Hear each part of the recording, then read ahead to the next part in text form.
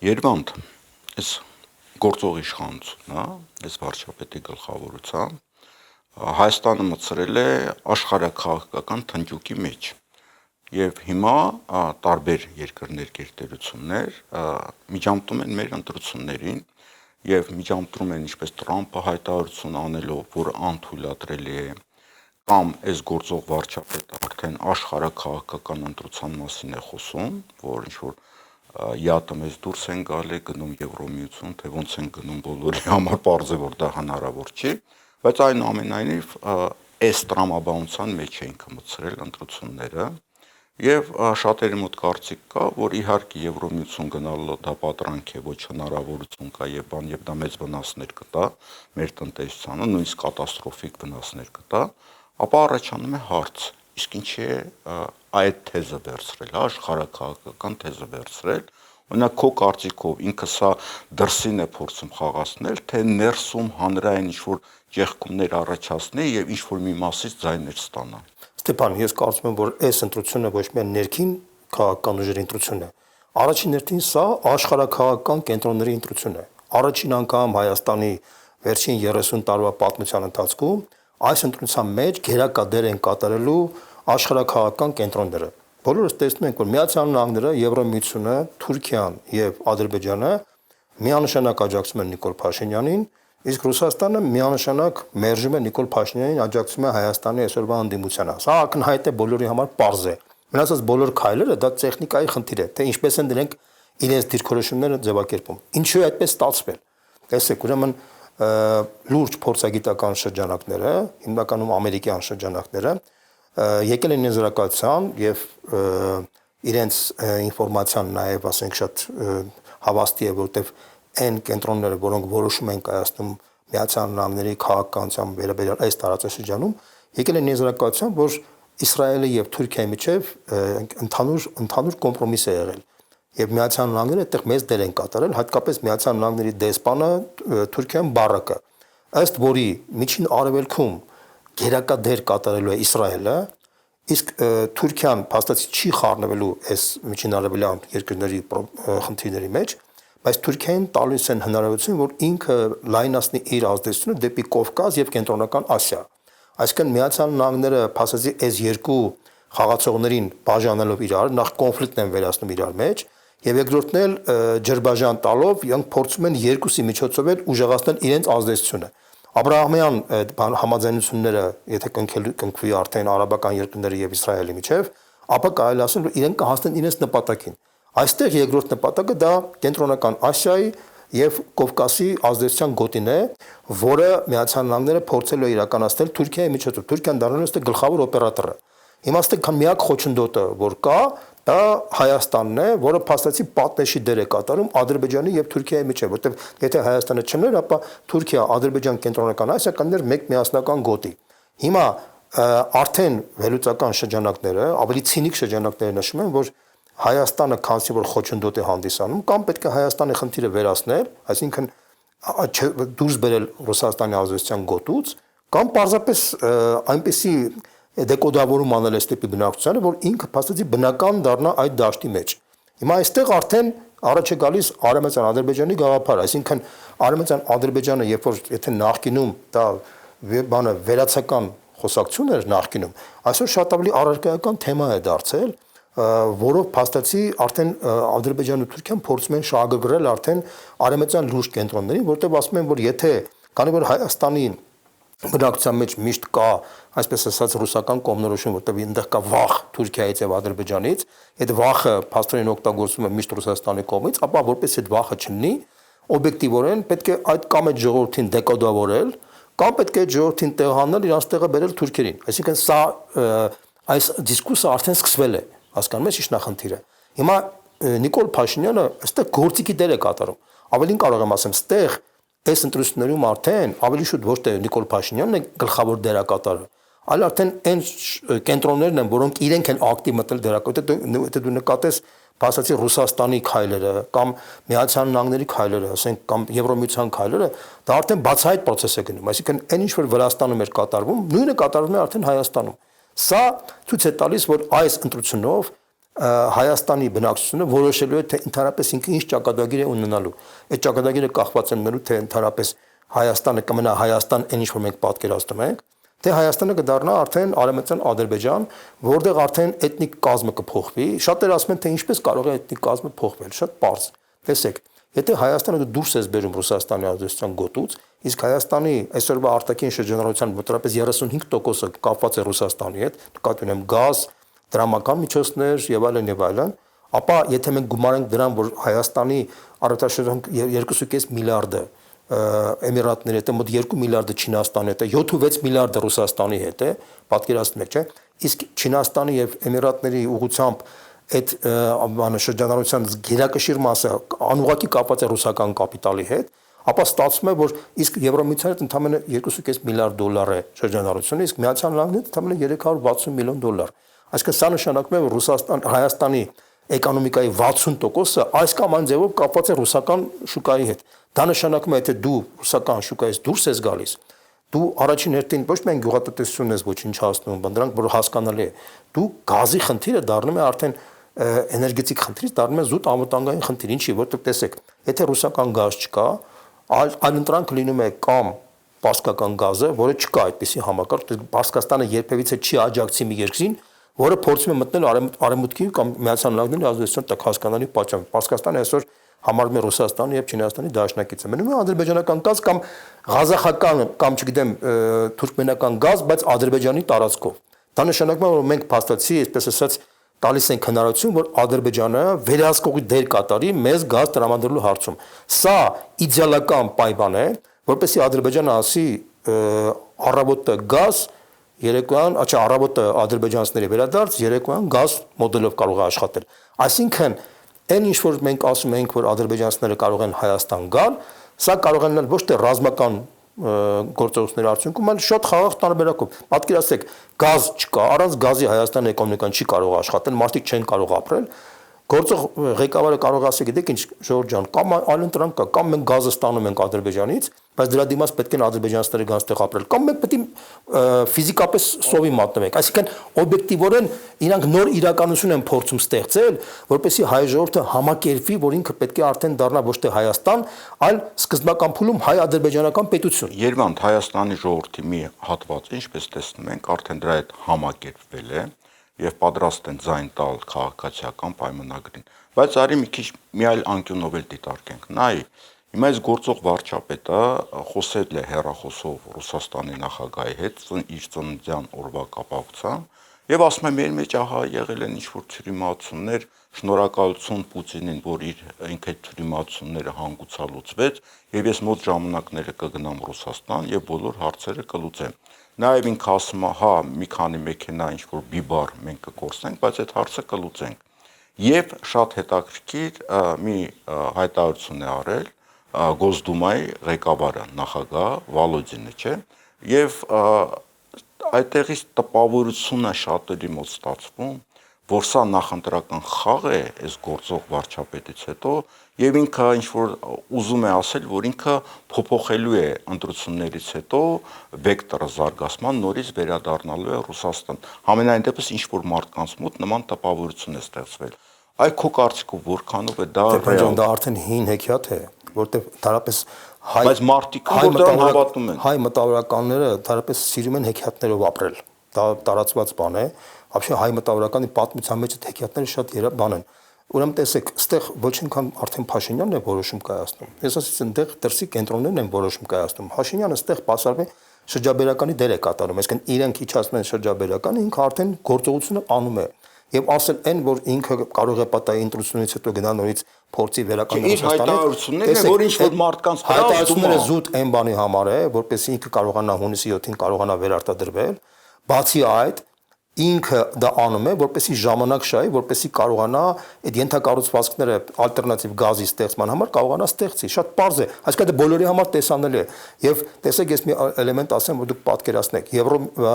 Վրաստանը շատ ավելի մոտ է իր ինտեգրացիոն ծրագրերի մեջ Եվրոմիության հետ, քան Հայաստանը, բայց իրենք բլոկավորում են Վրաստանին, այսինքն իրենք ասում են մեզ Եվրոմիության անդամ դառնալու խնդիրը հետաքրքիր չի, եթե դուք չեք ուզում կոնֆլիկտի մեջ մտնենք Ռուսաստանի տնտեսական մասով սկզբնական փուլում։ Իրենք ասում են մենք չենք ուզում Ռուսաստանին տնտեսական պատերազմ հայտարարենք, բայց մենք ուզում ենք Եվրոմիության անդամ դառնանք։ Իրանք ասում են դա մեզ հետաքրքիր չի։ Մենք, քանի որ Եվրոմիությունը 20 մակարդակի տնտեսական պատժամիջոցներ է կիրառել Ռուսաստանին, դուք գիտեք, դա 20-րդ արդեն սանկցիաների ծրագիրն է, չէ՞։ Ասում են, եթե դուք ուզում եք միանաք մեզ, ավտոմատ պետք է միանաք այդ 20 ծրագրերին տնտեսական պատժամիջոցների։ Եթե դուք չեք միանում, ուրեմն մեզ պետք չէ որ դուք տենց Եվրոմիության անդամ դառնաք։ Եթե դուք միառնում եք Եվրոմիության անդամ, բայց չեք միանում, դա նշանակում է դուք խախտում եք մեր խարտիան, մեր սկզբունքը, որտեղ այնտեղ կարող է Հունգարիան ասի, ես էլ չեմ ուզում միանամ, Բուլղարիան կասի, իրենց համար այդ միասնականությունը շատ կարևոր է, քան ինչ-որ Վրաստան ուզենա միանա։ Այսինքն, ստեղ Եվրոմիության անդամ դառնալը, սա իրենց համար իրանք լուրջ չեն վերաբերվում Վրաստանին կամ այլ երկրներին, որտեղ տեսեք, Մակեդոնիան, Չեռնագորիան, Սերբիան, տարբեր տիպի բալկանյան երկրների մի զգալի մասը դեռ չեն դարձել Եվրոմիության անդամ եւ ճանապարհին են դառնալու, բայց իրենք ավելի բնական աշխարհագրական դիրքում պետք է դառնան։ Վրաստանի նման երկիրը իրենք դիտարկում են որպես մանրադրամ, պոտենցիալ ֆրոնտ Ռուսաստանի հետ, նույն Ուկրաինայի մասին է խոսքը։ Տեսեք, Ուկրաինան 2013-14 թվականին հայտարարեց, որ ուզում ենք Մայդանով գնանք դեպի, այսպես ասած, Եվրոմիության դառնալու, 12 տարի անցել է, բնականաբար իրանք մոտ չեն եկել Եվրոմիության ստանդարտներին, երկիրը պատերազմական ավերածությունների մեջ է, 10 միլիոն ուկրաինացի հեռացել է երկրից, 1.7 միլիոն մարդ կամ սպանվել է կամ անհայտ կորած վիճակի մեջ է, եւ աղքատությունը կամ վիրավոր է, աղքատությունը համատարած վիճակի մեջ է եւ հեռանկարը շատ անորոշ է։ Վրաստանը խուսափեց այդ վիճակից։ Հիմա իրանք ուզում են Հայաստանը մտցնեն, բայց ի տարբերություն Վրաստանի եւ Ադրբեջանի, որոնք ուզում են մանրադրամի դեն կատարեն։ Հայաստանի մասով իրենք շատ լավ հասկանում են, որ հայերը իրենց կողմնորոշումներով ունեն որոշակի պատմություն, իրենց դժվար է դեկոդավորել։ Դրա լավագույն տարբերակն է, որ էթնիկական կազմը պետք է փոխվի այստեղ, որպեսզի հնարավոր լինի այս տարածքը դարձնել արդեն ֆրոնտ երկիր։ Հիմա տեսեք ուշադրություն դարձրեք, արդեն Արսեն Թորոսյանը վերջերս հայտարարեց, որ Հայաստանը պետք է մոնոէթնիկ երկրի տանից կոնցեպտից դուրս գա դառնա պոլիէթնիկ երկիր։ Ֆորմալ իմաստով ասած, որ մենք պետք է դրսից պակիստանցիներ, հնդիկներ, բան բերենք, բայց դա կարևոր է այն, որ ինքը տեսական հիմնավորում է տալիս, որ Հայաստանը պետք է բացվի այլ ժողովուրդների համար։ Հասկանալի պատճառներով շատ պակիստանցի կամ հնդիկ օբյեկտիվորեն չեն գալ Հայաստան։ Հասկանալի է, որ այդ ինքը որ դա հայտարարում է, դա հայտարարության մեջ հիմք կա տնտեսական, որ ինքը դա ասում է։ Տեսեք, ինքը դա ասում է Օվերտոնի պատոհան է բացում ապագա ադրբեջանցիների համար, հասկանալի պատճառով հիմա ադրբեջանցիների մասին չեն խոսում, բայց դա նախատեսված է։ Տեսեք, ամսի 18-ին, հունիսի 18-ին երրորդ կոնֆերանսն է նորը արմենիական ադրբեջանցիների։ Առաջինը եղավ անցյալ տարվա մայիսին Անկարայում, երկրորդն եղավ անցյալ տարվա դեկտեմբերի 5-ին, երրորդը լինում է հունվարին, այսինքն արդեն արագ կարճ ժամանակահատվածում, արդեն Նախիջևանում, որում Ալիևը հայտարարում է, որ առանց ադրբեջանցիների վերադարձ Հայաստան տարածաշրջանում խաղաղություն չի հաստատվելու։ Հիշենք, որ ինքը նաև հայտարարում է, որ այսօր Ադրբեջանն է որոշում խաղաղության օրակարգը, թե ինչ օրակարգով պետք է հաստատվի տարածաշրջանում խաղաղություն։ Ինքը ասում է դա իմ պայմաններով է։ Այո, իմ պայմաններով է։ Տեսեք, հիմա հրապարակային պայմանների մեջ կա սահմանության փոփոխություն։ Իդեպ հրապարակային պայմանների մեջ կա նաև անկլավների վերադարձ, որտեղ 2023 թվականի հուլիսին պաշտոնապես Ալիևը հայտարարեց, որ Նիկոլ Փաշինյանը համաձայնվել է, որ Հայաստանը ճանաչում է Ադրբեջանի սահմանները 86000 քառակուսի կիլոմետր տարածքում ներառյալ Լեռնային Ղարաբաղը եւ 8 անկլավները։ Այսինքն դա պաշտոնապես է ճանաչվել։ Հիմա այս պայծրությամբ պաշտոնապես ընտրություններից հետո առաջի խնդիրը լուծելու են անկլավների խնդիրը։ Շատ կարևոր է, բայց ինչ վերաբերում է ադրբեջանցիների վերադարձին, ապա պաշտոնական մակարդակով հրապարակային այդպիսի նախապայման չկա։ Բայց Ալիևը հայտարարում է, որ վերջնական խաղաղության համար առանց այդ մարդկանց վերադարձի մենք չենք պատկերացնում, թե ոնց պետք է խաղաղություն լինի։ Անորում իրենք ասում են, մենք դեմ չենք, որ հայերեն գնան, ասենք, Ադրբեջան։ Թող իրենք գան Ադրբեջան, բայց շատ կարևոր մի էլեմենտ կա այստեղ։ Տեսեք, հայերը պատրաստ չեն գնալ Ադրբեջանի քաղաքացի դառնալու, իսկ իրանք ասում են ադրբեջանցիները պատրաստ են գան Հայաստանի քաղաքացի դառնալու։ Ինչ է դա ասում, որովհետև շատ པարզ հասկանալի է, որ այս process-ի հետևում ու սֆերի հետևում կանգնած է Թուրքիան։ Իսկ դուք գիտեք, որ Թուրքիայի կոնցեպտի մեջ դրած է հետևյալը, որ Թուրքիայի սահմաններից դուրս, եթե ցանկացած թուրքալեզու ժողովրդի հանդեպ կա որոշակի ռեպրեսիվ շրջան, իրանք ունեն, այսպես ասած, բարոյական իրավունք ակտիվ միջամտելու աջակցելու այդ մարդկանց։ Հիմա տեսեք, այդ 300,000 ադրբեջանցիները, որ ասում են, խո միանգամից 300,000 չեն գալու։ Տեսեք, նախ գազի հետ կապված ճնշման արդյունքում իրենք կարող են ստանան իրավունք, որպեսզի ասենք մի քանի գյուղ գա ադրբեջանցիներ ապրելու, հետո այդ մի քանի գյուղը կարող են արհեստական կոնֆլիկտ արել տեղի հայ բնակչությունների հետ, այդ դրա հիման վրա, պատրվակի հիման վրա կամ ադրբեջանական կամ թուրքական բանակը կարող է մտնել, իսկ եթե բանակը մտնում է, Հյուսեյն Կիպրոսի օրինակը ցույց է տալիս, որ 10%-անոց այդ թուրքական անկլավը դառավ 40%, այսինքն եթե դու մտնում ես բանակ ես մտցնում, որ պաշտպանես այդ, ասենք փոքրատիպ ադրբեջանական անկլավին, դու կարող ես այնպիսի տարածք վերցնես, որտեղ արդեն բանը տասնյակ հազարներով մարդիկ կան ապրեն, այսինքն ինչ եմ ուզում ասեմ, որ սա իրական ծրագիր է, այդ ծրագիրը մենակ Թուրքիայի եւ Ադրբեջանի ծրագիրը չէ, այդ ծրագրի մեջ շահագրգռված են նաեւ դրսի արևմտյան այն շրջանակները, որոնք հասկանում են եւ վտանգ են տեսնում Ռուսաստանի եւ Չինաստանի դաշինքի պարագայում, Եվ տեսնում են, որ ուկրաինական ֆրոնտում իրենք հաջողության չեն կարողանում հասնել, իրանց պետք է երկրորդ ճակատ բացել այստեղից, իսկ Թուրքիան որպես նախապայման դնում է ասում, ես երկրորդ ճակատ կբացեմ, եթե ունենամ ընդհանուր սահման Ադրբեջանի եւ Կենտրոնական Ասիայի միջեւ։ Այսինքն սա իրենց համար նախապայման է, իդեպ ասեմ, որ այս տարվա հուլիսին, հուլիսի 4-ին, հուլիսի 5-ին Թուրքիայում Անկարայում մեծ համաժողով է ՆԱՏՕ-ի, որտեղ նշмарվելու է Թուրքիայի շեշտակի ազդեցությունը ՆԱՏՕ-ի շրջանակներում։ Սա այս ծրագրերը պատահական ծրագրեր չեն։ Այն որ պետք է հունիսի 18-ին լինի Արմենիան Ադրբեջանի կոնֆերանսը։ Իդեպ մի հատ ուրիշ բան էլ ասեմ։ 23 թվականի սեպտեմբերի 19-ին Ղարաբաղցիները եկան Հայաստան, այսինքն էթնիկ զգտում եղավ, չէ՞։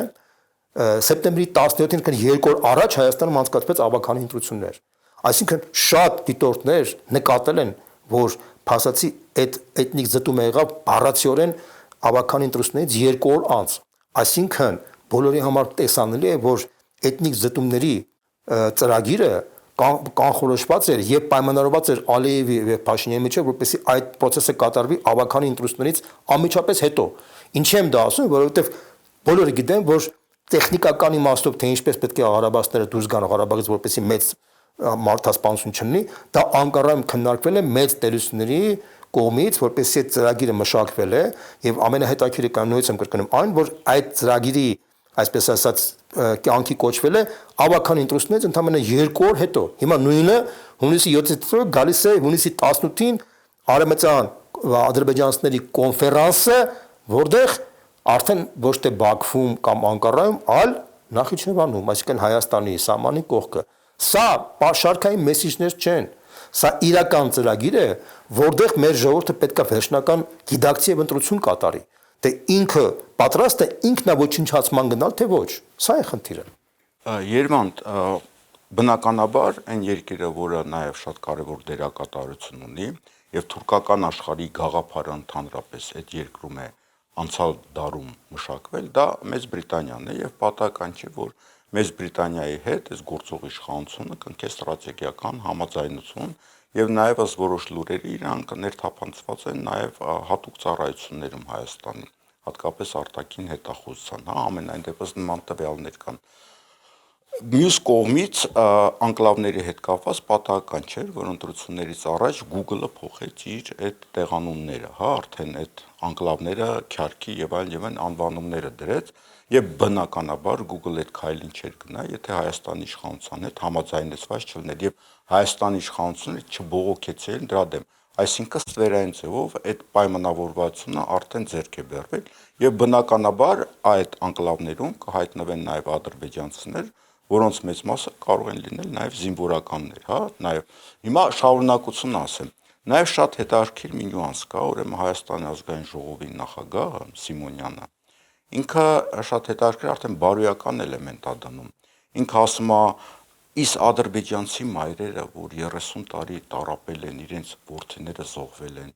այն տառապանքները, որ մենք բերել են ադրբեջանցի ժողովրդին, դա էլ մենք պետք է հաշվի առնենք, այսինքն մենք արդեն ունենք նաև մեղքի խնդիր եւ այդ բարդույթը ինքը ձևակերպում է, որովհետեւ բարոյական էլեմենտները շատ կարեւոր են ինչ-որ քայլ կատարելու համար։ Այսինքն հայ ժողովուրդը նաև մեղավոր է, որ նման տառապանքների է ենթարկել 30 տարի օկուպացրել է իրենց տարածքները։ Ստեփան, դեկոդավորման խնդիրը արդեն շուտվանից է դրած Հայաստանում, միայն դրանով չի դրած Արարատի եւ Արագածի պատմությունը, այդ բոլորը զինանշանը, ցեղասպանության խնդիրը, Արցախի տեղը Ղարաբաղ ասել է, այդ ամեն ինչը սա արդեն շուտվանից է դրած, բայց մի հատ բան կա, որ ուզում եմ ուղղակի փոխլրացնեմ, դու որ ասում ես թե Մեծ Բրիտանիայի դեր, այդ ինչ որ դու ասում ես, դա ճիշտ է, ասենք մինչև վերջին ժամանակահատվածը։ Ինչ էր դա նշանակում։ Միացյալ Նահանգները քանի որ համաշխարհային գերտերություն էր, եւ քանի որ կար բազմաբևեռ խնդիր Միացյալ Նահանգների համար, Միացյալ Նահանգներում կար եւ թուրքական լոբի, եւ հակաթուրքական լոբի, եւ հակաթուրքական լոբիի մեջ մտած էին հայերը, հույները, քրդերը եւ ամենակարևորը հрьяաները, մեծ մասը։ Եվ Միացյալ Նահանգները, այսպես ասած, վերաբաշխում էր իր դերակատարումը Ֆրանսիային տալիս էր հայամետ դիրքորոշում, Մեծ Բրիտանիային տալիս էր ադրբեջանամետ դիրքորոշում։ Այդպես այսինքն դա մեկ կենտրոնից էր կառավարվում, դա Բրիտանիայի խնդիրը չէր, դա գլոբալիստական մեկ գլխավոր կենտրոնն էր, որ Միացյալ Նահանգներում է, բազապես աշխատանքի բաժանման իմաստով ձախ ձևով տալիս էր Բրիտանիան պետք է աջակցեր Թուրքիային եւ այսպես ասած Ադրբեջանին, աջ ձեռքով Ֆրանսիան պետք է աջակցեր Հայաստանին եւ Հունաստանին, բայց հիմա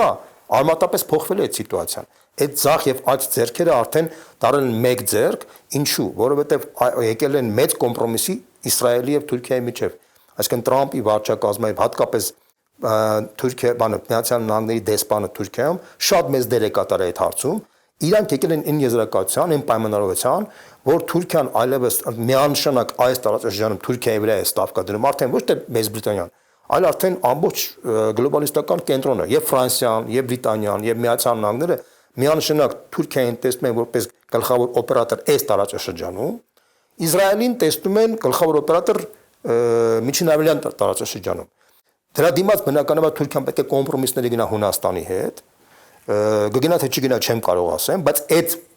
կոնցեպտը արդեն կա։ Միգուցե այդ կոնցեպտը ամբողջովին չկարողանա աշխատի, որտեղ Իսրայել կարող է Թուրքիան ուզենա միջամտել միջինարվելան խնդրին, բայց դա արդեն կոնցեպտի շրջանակներում արդեն ընդունված է։ Հիմա Իսրայելը կհամաձայնվի թե չհամաձայնվի Թուրքիայի ներկայացումը Սիրիայում, Իրաքում, բանում դա տեխնիկական խնդիրներ են, հասկանում եք ինչն է խնդիրը, այսինքն ստեղ արդեն միայն բրիտանական խնդիր չի, սա նույնիսկ միացյալ բրիտանական, ֆրանսիական, Միացյալ Նահանգների ամբողջական կոնսոլիդացված որոշում է, որ Թուրքիան պետք է գլխավոր օպերատորի դեր կատարի այս տարածաշրջանում, որովհետև բոլորի համար դրած է էկզիստենցիալ խնդիր, որ իրենք վտանգ են տեսնում իդեմս Ռուսաստանի եւ Չինաստանի, Ռուսաստանի, որովհետև այդ ուկրաինական պատերազմը մեծ բան է բարձրացրել Եվրոպայում, իսկ Չինաստանի տնտեսական հզորացումը եւ դոլարի անկումը բերել է այն վիճակին, որ արևմտյան աշխարհը խիստ մտահոգված է, որ աշխարհում կարող է գերտերության դերը փոխվել Միացյալ Նահանգներից դեպի Չինաստան եւ ամեն գնով իրենք պետք է այդ ամենը կանխեն։ Եվ թուրքական աշխարհի կայացումը դա այդ կանխելու էլեմենտներից մեկն է։ Միայն այդ ինքը չէ, տարբեր process-ներ կան, բայց այդ էլեմենտի մեջ Հայաստանը շատ վտանգավոր վիճակի մեջ է հայտնված եւ այստեղ Նիկոլ Փաշինյանին վերապահված է այդ անպատվաբեր եւ հակահայկական դերակատարումը։ Բնականաբար դա շահավետ չէ Ռուսաստանին եւ Իրանին, բնականաբար իրանք ամեն ինչ անելու են որ դա չլինի եւ որի արդյունքում այս ընտրությունները արդեն թվում է թե ընտրությունը, չգիտեմ, 3 քաղաքական ուժերի եւ Փաշինյանի միջեւ է, թվում է թե չգիտեմ բան, բայց սրանք արդեն ավելի շուտ ինտերպոլացիայի դեր են կատարում։ Գլխավոր process-ը գնում է արդեն գերտերությունների միջև։ Երվանդ շատ հետաքրքիր թեմա է, բայց դա մեր այսօրվա քննարկման թեմա չէ, որովհետեւ այսպես ասած գլոբալիստական ուժերը որքանով միակենտրոն են, որքանով այնտեղ կան տարբեր կենտրոններ, որոնց միջև կան հակասություններ, նաև հնարավոր է մեր տարածաշրջան, դա առիթ լինի մի օր կարելի է քննարկել, բայց մի հատ ուղղակի բան եմ ուզում ավելացնել, Ստեփան, տեսեք, մեր հասարակության համար բացի այս վտանգներից կա մի հատ շատ կարևոր էլեմենտ։ Ուրեմն այն ինչ որ կատարվում է հիմա Հայաստանում, շատ նման բան կատարվեց Վրաստանում, բայց Վրաստանը էկզիստենցիալ խնդիրներ չուներ այդ իմաստով։ Երբ որ Սաակաշվիլին հակամարտության մեջ մտավ Ռուսաստանի հետ, որպեսզի կարողանա ինքը այդ ռեժիմը պահպանի, ինքը հսկայական ռեպրեսիվ ապարատ սկսեց աշխատացնել ընդդիմադիր շրջանակների նկատմամբ։ Վրաստանի ընդդիմության մեծ մասը որպես ռուսական շպիոն բանտերում էին։ Ավելին կարող եմ ասեմ, ռեպրեսիաներին մասնակցեցին, ռեպրեսիաները ընդհանրեցին նաև տարբեր տվյալներով 200-ից 250 հազար մարդ բանտերով անցան։ Հիմա նույն բանը մենք այտենց վտանգ կարող լինի Հայաստանում։ Ես ինչ եմ ասում, տեսեք մի հատ օրինակ բերեմ, Ստեփան, որ դու պատկերացնես։ Հայաստանում մինչև վերջերս 30 տարի տարբեր մարդկանց վրա քաղաքական ինչ-որ գործեր են բացվել, չէ՞։ Չգիտեմ, եւ առաջի եւ երրորդ նախագահների ժամանակ ոնց են գործերը բացվել, թե մարդը բիզնեսմեն է,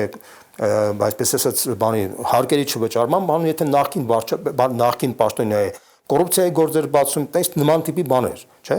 Հիմա առաջին անգամ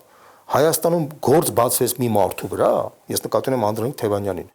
որը ոչ պետական պաշտոնյա է եղել նախկինում, ոչ էլ բիզնեսմեն։ Հասկանում եք ինչ նախնդիր, այսինքն սա պրեցեդենտ է։ Այսինքն տեսեք, այդ մարդու վրա գործ են բացել, որտեղ գոր առարկան չկա։ Տեսեք, օրինակ, եթե Ռոբերտ Քոչարյանի վրա գործ էր բացել մարտի 1, ֆորմալ իմաստով կար, հիմա հասկանալ է, որ նույնպես անարդար process կար։ Կամ ասենք Սամվել Կարապետյանի վրա գործ բացվեց, ասեցին, որ ինքը մեր ձևով ասել է, որ պաշտպանում է եկեղեցին, կարող է մեր ձևով մեջ մտածել լինի ինչ-որ հեղաշրջման բան։ Էլի ինչ-որ առարկա էր այդ նախադասության պատճառով։ Հիմա Անդրանիկ Թևանյանի պարագայում առարկան գոյություն չունի։ Տեսեք, մեղադրում են մարդուն, ասում են, որ ինքը պետական դավաճանությամբ են մեղադրում, որտեղ ինքը գաղտնի ինֆորմացիա է բանարել, տվել արտասահմանյան դրսի, հետախուզական կենտրոնին։ Ուշադրություն դարձրեք։ Նախ ԱԱԾ-ի հայտարարությունից անմիջապես հետո քննչականը հեռացեց գաղտնի ձևակերպել, պարզվեց, որ գաղտնի ինֆորմացիա չկա։ Մնացել է մենակ այլ ինֆորմացիա, բայց ոչ գաղտնի։ Հիմա հարց, այդ այլ ինֆորմացիան էլ չի բացվում, ասում են, բայց հիմա երբ որ ասում են թե փաստաբաններ ասում են, բայց ինչ այլ ինֆորմացիա, ասում են, դա պետական գաղտնիք է։ Այսինքն դա նշանակում է ցանկացած մարդու, քեզ, մեր օպերատորին, երրորդին, չորրորդին, ցանկացած մարդու վրա կարան ձևակերպեն, որ դու պետական դավաճան ես, որտեղ ինֆորմացիա ես տվել, բայց կասեն մենք չենք կարող ասենք թե ինչա, որտեղ պետական գաղտնիք է։ Քեզ կարան պահեն 1-2 տարի, որպես պետական գաղտնիք պատրվակով, գրիֆով, բայց վերջում որ գա ժամանակը դատարանության ժամանակ կամ ինչ-որ բան կմստրեն կամ կհորինեն կամ կարդարացնեն, հարցը դրա մեջ չի։ Հարցը կայանում այն բանում, որ առաջին անգամ 30 տարվա ընթացքում մարդու վրա դատարկ տեղը, այն որ Ստալինի ժամանակ ասում են был бы человек статья найдется, հիշում ես այդ ձևակերպում կար։ Առաջին անգամ մարդու վրա այդ գործը բացեցին, բայց ինչի հետ հենց Անդրանիկ Թևանյանի վրա բացեցին, որտեղ այդ մարդը ոչ պաշտոնյա է եղել, ոչ էլ բիզնեսմեն, այսինքն եթե լիներ բիզնեսմեն, բախտը չի բերել, կարային ասեն, որ հարկեր չի վճարել, կամ եթե լիներ նախկին պաշտոնյա, կասեին, չգիտեմ, թալան ա եղել բան, քանի որ այդ մարդը չի եղել ոչ մի բան, բայց պետք է գործը բացվեր։ Իրանք պրեցեդենտ արեցին, որից հետո ցանկացածի վրա ցանկացած շարքային քաղաքացիները կարան բացեն, բայց սա ինձ հիշեցնում է Սաակաշվիլիի ժամանակահատվածի բանը, որից տուժվեց 200-250 մարդ, այսինքն Փաշինյանի իշխանության վերարտադրության պարագայում մեծ վտանգ կա, որ Հայաստանում հաստատվի Բերիայի եւ Ստալինի ռեժիմը։ Երևանդ, այս խոսակցությունը շատ կարևոր էր եւ ափսոս, որ նման խոսակցություններ չի լինում հայկական լրատվական տիրույթում կամ անալիտիկ տիրույթում, եւ սա շատ կարևոր է, որ մարդիկ հասկանան, որովհետեւ հունիսի 7-ին լինելու են ճակատագրական ընտրություններ, երևի Հայաստանի պատմության մեջ նման ճակատագրական ընտրություններ չեն եղել, հա։ Եվ նույնիսկ երևի 1918-20 թվականներին sense ճակատագրական խնդիրներ չեն եղել։ Հիմա շատ կարճ մենք ինչ ուղերձ ունենք հունիսի 7-ին ընտրություններին մեր լսողներին։ Ես գլխավոր ուղերձը կանեմ այն, որ ես կոչ կանեմ մեր հասարակությանը, որ միանշանակ հունիսի 7-ին մասնակցել անպայման եւ իր ձայնը տալ ընդդիմադիր այն ուժերին, ռեալ իրական ընդդիմադիր ուժերին, որոնք իսկապես պատրաստ են փոխել այս իշխանությունը։ Դες մի բան էլ ասեմ մեր ժողովրդին, Ստեփան։ Տեսեք, ընդհանուր առմամբ ընտրությունը դա ամուսնություն չէ, այսինքն անպայման չի, որ մարդը չտեսնի իր բանը այն լավ ուժը եւ հիաստապի չգնա ընտրության։ Ընտրության ժամանակ տեսեք Տրամպի եւ Բայդենի ընտրության ժամանակ ոչ Տրամպն էր ամենալավ անխելոք մարդը, ոչ էլ Բայդենը, որը այսպես ասած հիվանդությունների մեջ տարապող մարդիկ էր, բայց ամերիկացիները ընտրությանը ակտիվ մասնակցում էին։